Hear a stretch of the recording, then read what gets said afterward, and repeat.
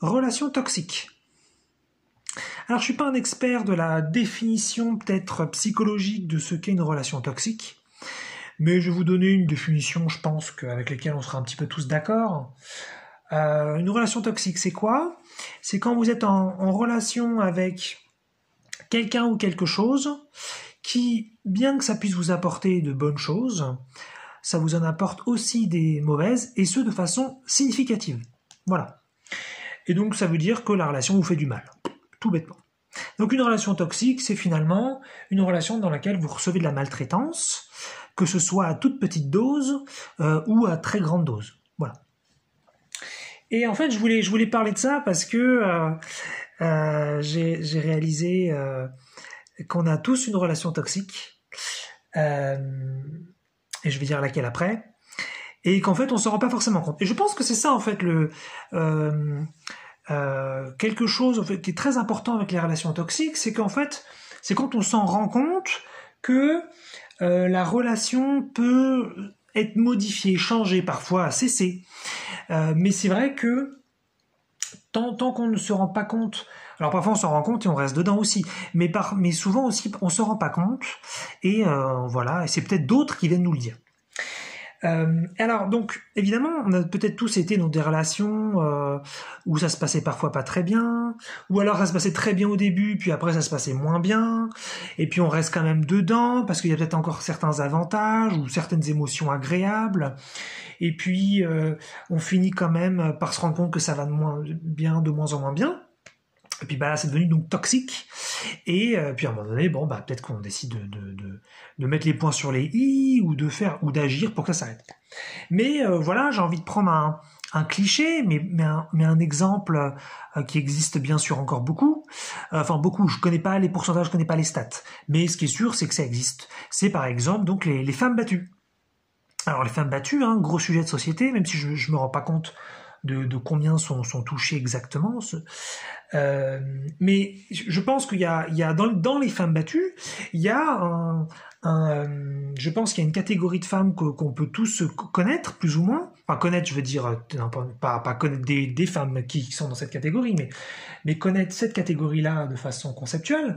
C'est ces femmes qui seraient donc pas forcément extrêmement battues, il peut y avoir toutes sortes on peut être beaucoup battu ou un petit peu battu, mais qui quelque part se complaisent un petit peu dans la relation. Alors peut-être aussi par peur, bien sûr, peur des conséquences si elles décident de l'arrêter, peut-être qu'elles sauraient pas comment s'en sortir seules sinon, donc bien sûr il y a plein de raisons tout à fait valables qui font que cette relation ne s'arrête pas. Mais parfois il y a aussi ces femmes qui vont défendre l'homme qui les bat, alors qu'elles se prennent des coups parfois avec des marques, et que même d'autres vont vous dire dis donc, faut que tu fasses quelque chose parce que là tu te fais battre, c'est pas normal, ça doit pas arriver et tout. Eh bien il y en a qui vont quand même dire, qui vont essayer de défendre, qui vont oui mais là il avait peut-être bu, enfin je donne des clichés, il avait peut-être bu, ou alors non mais c'était exceptionnel, non mais j'avais fait une bêtise, et puis la personne se victimise et puis elle se culpabilise. Et donc on est typiquement là dans une relation toxique parfaite au sens de la définition. Parce que c'est des personnes qui quelque part vont défendre même la relation, et vont vouloir rester dedans.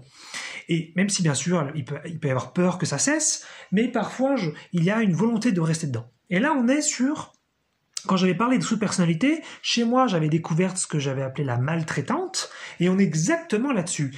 Il y a donc soit dans l'exemple des femmes battues, qui est un exemple bien sûr très malheureux, mais sinon ça pourrait être un exemple plus peut-être plus normalisé, c'est-à-dire par exemple quelqu'un qui au travail se fait malmener par son boss, voilà, pas forcément de façon illégale, mais ça pourrait être du passif-agressif. Et donc il pourrait y avoir toutes sortes de relations, des relations au travail, des relations familiales, des relations de couple, des relations peut-être à l'environnement, et en fait où en fin de compte on se laisse être maltraité, même si on se rend bien compte que c'est pas sain et que ça nous fait pas forcément du bien, on se laisse être maltraité en essayant de trouver des raisons, des justifications, parfois peut-être des bonnes excuses, puisque comme j'ai dit avant, peut-être qu'on a peur que ça change, peut-être qu'on n'oserait pas faire tellement autrement, mais en fait très souvent, ce qui se passe, c'est qu'il y a une partie de nous qui veut de la maltraitance. Et j'ai bien dit une partie, hein, j'ai pas dit la totalité. Mais il y a une partie de nous cachée qui veut de la maltraitance. Et elle est cachée par définition, parce qu'en général, quand on la voit, quand on la monte en conscience, moi, c'est ce qui s'est passé chez moi dernièrement, quand on la monte en conscience, tout d'un coup, on se rend compte que c'est assez impressionnant et ensuite ça peut baisser un petit peu en puissance, ça peut baisser un petit peu en volonté. Mais tant qu'on veut pas voir cette partie de nous, qui est peut-être petite, hein, mais tant qu'on veut pas voir cette partie de nous qui demande de la maltraitance, eh bien, on est toujours en conflit avec cet extérieur et ça peut créer...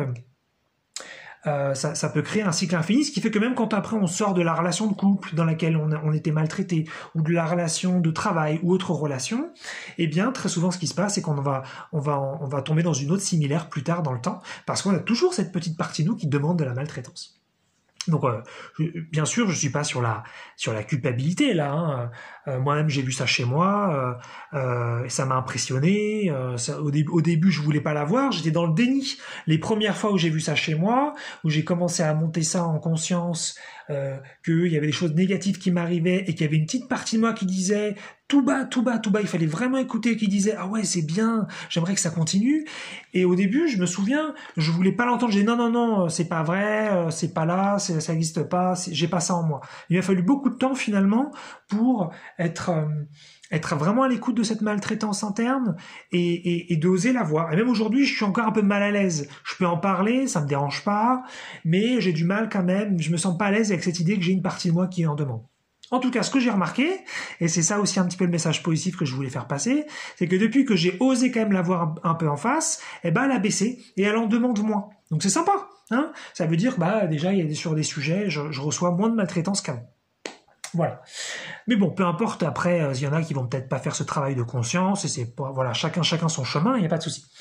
Et donc, je voulais parler aussi d'une relation toxique, donc on a tous, et c'est la relation toxique un petit peu à l'univers. Et qu'est-ce que je veux dire par là ? Eh bien, c'est que comme j'en ai parlé dans pas mal de vidéos, entre autres dans une des dernières sur matrice et jeux vidéo, que finalement, le fonctionnement terrestre, la matrice, n'est pas si adapté que ça au fonctionnement humain. En tant qu'humain, c'est pas tellement de notre faute. On se prend des tatanes dans la tronche, on se prend des coups toute notre vie. On a plein de belles choses aussi, évidemment, mais là je parle des côtés négatifs puisque je suis sur une vidéo sur la toxicité. Et en fait, on arrive quelque part c'est ce que font un peu tous les humains, on se conforte un petit peu dans ce truc-là, on se dit, c'est comme ça, je peux pas faire autrement, la vie sur Terre c'est ainsi, de toute façon, il y en a qui vont dire, ça c'est Dieu c'est comme ça, ou l'univers c'est comme ça, et ceux qui sont athées vont dire, c'est la vie. Et finalement, on trouve parfois des excuses, des justifications pour accepter quelque part que cet univers, que cette Terre, que cette vie, que ce divin nous file des coups. Et ce que je voulais juste mettre en avant, c'est qu'on n'a pas du tout besoin de vivre ça. C'est pas du tout nécessaire. Et c'est quelque chose, je pense qu'il faudrait que... Voilà, je voulais peut-être essayer de mettre un petit peu ça en conscience chez ceux qui sont intéressés à ça. Et je vais donner un petit exemple. C'est un petit peu comme si donc là, que vous soyez femme, homme, peu importe, ou autre... Voilà, peu importe. Eh bien, c'est un petit peu comme si vous étiez dans un couple, que tous les soirs vous prenez des coups, et que le lendemain matin, la personne vous offre des fleurs pour se faire pardonner. Et vous vous dites, oh bon, il m'a donné des coups la veille, mais j'ai reçu des fleurs le matin, donc ça va. Et je pense qu'il y a effectivement quelques personnes qui pourraient qui seraient dans la relativisation et qui arriveraient à justifier qu'ils peuvent continuer dans la relation, mais je pense que la majorité des gens se diraient, non, peu importe, même si les fleurs sont très très belles, c'est inacceptable de se prendre des coups et il n'est pas question que ça continue. Et ça, c'est très sain comme réaction, ça veut dire qu'il y a de l'amour pour vous-même et que vous avez envie de vivre quelque chose de plus sain, de plus respectueux vis-à-vis de vous-même, de plus amour, de plus joyeux. Et donc, vous cessez la relation, ou en tout cas, si vous ne la cessez pas, vous allez voir la personne, vous lui expliquez les choses très clairement et vous donnez donc un point de vue intransigeant. Et c'est quelque chose que j'ai remarqué, les humains ne font pas tellement. Par rapport à toutes les horreurs ou les difficultés que l'univers leur envoie, souvent ils disent oui mais la vie c'est plein de belles choses, c'est plein de bonnes choses, il y a plein de belles choses sur Terre, ça vaut vraiment le coup. Et c'est un petit peu c'est l'idée de l'exemple juste avant, c'est qu'en fait on va justifier finalement les choses injustifiables qu'on vit sur Terre par des belles choses. Et oui, les belles choses existent, et oui, les choses magnifiques sont présentes, et c'est super, et tant mieux. Et c'est comme recevoir des fleurs, c'est super. Mais est-ce que ça justifie les coûts qu'on prend? Voilà. Et ça, c'est une question que je voulais mettre en avant. Et donc, mais je voudrais vraiment que ce soit sur une note positive, parce que sinon, si c'est pour se rebeller contre l'univers, si c'est pour se rebeller contre l'univers, contre le divin, contre le non-physique, moi je le fais un petit peu parce que c'est peut-être plus ma vérité, c'est peut-être plus mon chemin. Mais là, je voudrais plus être sur une approche de conscience, sur une approche de nettoyage, sur une approche d'éveil. C'est que justement, comme j'ai parlé plus tôt de cette partie de nous qui demande de la maltraitance, attention, hein, si cette phrase-là, si cette idée-là vous crée un outrage chez vous, rejetez, pensez que je me trompe, c'est sans doute mieux pour vous, c'est sans doute plus sain. Donc ne pensez pas que ce que je dis est vrai, faites votre expérience, vérifiez ou ne vérifiez pas, mais voilà, surtout ne vous laissez pas prendre par ces mots-là. Moi je les vérifie chez moi, je suppose que c'est vrai chez tout le monde, je l'ai même plus ou moins vérifié, mais voilà, c'est ma vérité, c'est mon approche. Et donc, cette partie de nous donc qui demande de la maltraitance, même si c'est une partie de nous petite, elle est là, et donc c'est la même chose vis-à-vis de Dieu, vis-à-vis de l'univers, c'est qu'on demande de la maltraitance sur Terre, on demande de la maltraitance de l'univers, du divin, du non-physique, et donc il nous arrive des merdes, il nous arrive des saloperies, et ensuite on se justifie en disant bah c'est normal, c'est la vie. Eh bien moi je dis que non, je dis qu'on n'a pas besoin de souffrir, qu'on n'a pas besoin d'avoir des horreurs, on n'a pas besoin d'avoir des problèmes. Ça veut pas dire que il faut forcément être ultra rigide, mais ce n'est pas nécessaire. Et c'est intéressant de voir ça en face pour remarquer qu'on a tous une relation un petit peu toxique, et je m'inclus dedans complètement, un petit peu à l'univers, un petit peu au divin, où on accepte des merdes qui nous arrivent alors qu'on ressent tellement profondément qu'on n'en veut pas, parce que sous prétexte à côté il y aurait des merveilleuses choses qui existent.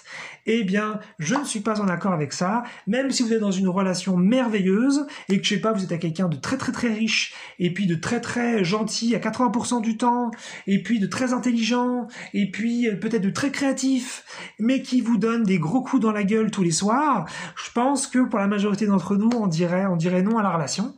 Et voilà, c'est une question d'amour, et d'amour propre, et puis aussi d'amour de l'autre, parce que sinon l'autre, finalement, on le laisse aussi être ce bourreau un peu infini. Et donc non, c'est aussi de lui faire comprendre que ce comportement n'est pas approprié, n'est pas adapté.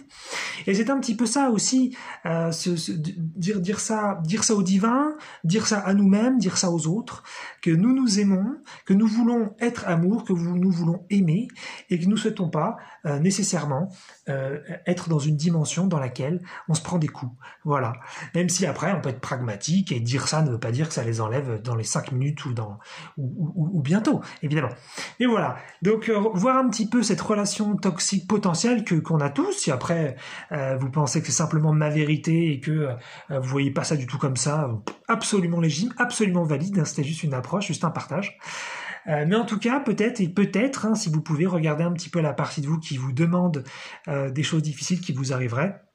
Et puis, sinon, si vous avez besoin de vous débattre et de combattre cet extérieur qui vous agresse, quel qu'il soit, hein, ça peut être tout petit, ça peut être très grand, et c'est sans doute que c'est ce qu'il y a de mieux pour vous et que c'est ce qui vous fera le plus de bien. Voilà, une vidéo plein de conscience, à prendre ou à laisser.